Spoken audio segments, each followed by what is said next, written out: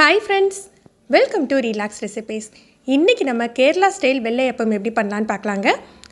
இதுக்காக நான் 1 கப் பச்சரிசி எடுத்து நல்லா கழுவி ஊற வச்சிருக்கேன். ஆப்பத்துக்கு பொதுவா நம்ம அரிசியை நைஸா தான் அரைச்சுக்கணும். ஆனா இந்த கேரளா ஸ்டைல் வெள்ளையப்பத்துக்கு கொஞ்சம் கொறுகொறுன்னு இருக்கேடியே ஒரு 2 ஸ்பூன் மாவை எடுத்துடுங்க. பாருங்க இந்த மாதிரி இருக்கணும். கொரகொரன்னு நல்ல நைஸ் ரவை மாதிரி இருக்கணும். 2 ஸ்பூன் அளவுக்கு எடுத்தா போதுங்க. அதில் ஒரு 1.5 கப் அளவுக்கு தண்ணி சேர்த்துக்கோங்க. இதை நல்லா கரைச்சிட்டு மிதமான தீயில வச்சு நல்லா கட்டியாக்கணுங்க. அதாவது மாவு வெந்து நல்லா சுருண்டு வரணும். இதை சுருக்கிறது அப்படின்னு சொல்லுவாங்க. இந்த மாதிரி பண்ணி இதை கட்டியாக்கி அதை நம்ம அரிசியோடு சேர்த்து அரைச்சிப்போம். இது சீக்கிரமாக வெந்து சுருண்டுறோங்க. மிதமான தீயில வச்சுக்கோங்க.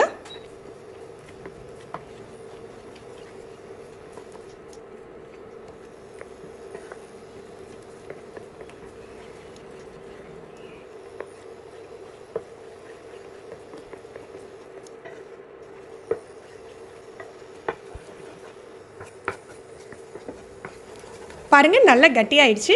இதை அப்படியே எடுத்து ஆற வச்சிடலாம். நல்லா ஆறின பிறகு நம்ம அரிசியோடு சேர்த்து அரைச்சிக்கலாம். இப்போ நம்ம கொரகொரன்னு இருக்க அரிசியோடு சேர்த்து 1 கப் தேங்காய் துருவல் எடுத்துக்கணும். அதில் 1 டேபிள் ஸ்பூன் அளவுக்கு சர்க்கரை சேர்த்துக்க போகிறோம். தேவையான அளவு உப்பும் இதோடய சேர்த்துடுங்க.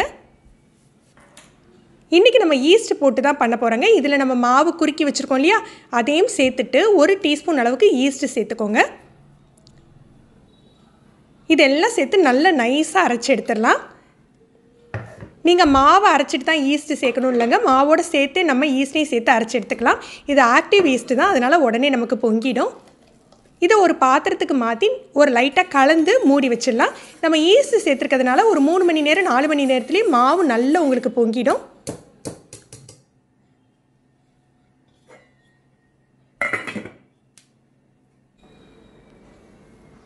பாருங்கள் மாவு நல்லா தயாராகிடுச்சு. ஆல்ரெடி நம்ம உப்பு சர்க்கரை எல்லாம் சேர்த்துட்டோம். இதை கலந்துட்டு நம்ம வெள்ளையப்பம் சுட்டுறலாம். ஆல்ரெடி நம்ம ஊர் ஸ்டைல் ஆப்பம் ரெசிபி நான் போட்டிருக்கேன். நம்ம ஊர் ஸ்டைலில் பார்த்தீங்கன்னா நம்ம புழுங்கரிசி, பச்சரிசி, வெந்தயம் எல்லாம் சேர்த்து அரைப்போம். அதை ஆப்பச்சட்டியில் விட்டு சுடுவோம்.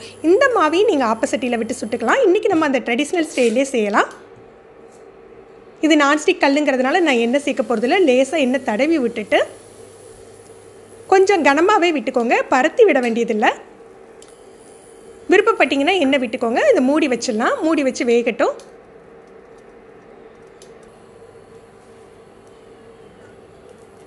பாருங்கள் நல்லா சாஃப்டாக மெத்துன்னு வெந்திருக்கும்.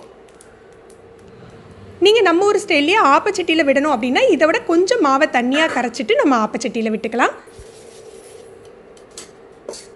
இந்த ஆப்பத்தோட டேஸ்ட்டுக்கும் நம்ம ஊர் ஆப்பத்தோட டேஸ்ட்டுக்கும் ரொம்பவே டிஃப்ரெண்ட் இருந்ததுங்க. நம்ம ஊர் ஆப்பத்தில் பார்த்தீங்கன்னா உங்களுக்கு வெந்தய வாசம் தூக்கலாக தெரியும். இதில் நம்ம வெந்தயம் சேர்க்காமல் தேங்காவும் ஈஸ்டும் சேர்த்துருக்கிறதுனால தேங்காவோட வாசம் தூக்கலாக இருந்தது. நீங்கள் இந்த ரெசிபி ட்ரை பண்ணி பாருங்கள், கண்டிப்பாக உங்களுக்கு பிடிக்குங்க. இந்த வீடியோவை மறக்காமல் லைக் அண்ட் ஷேர் பண்ணிக்கோங்க. இது வரைக்கும் நம்ம சேனலை சப்ஸ்கிரைப் பண்ணாதவங்க சப்ஸ்கிரைப் பண்ணி கீழே உள்ள பெல் பட்டனை ப்ரெஸ் பண்ணுங்கள்.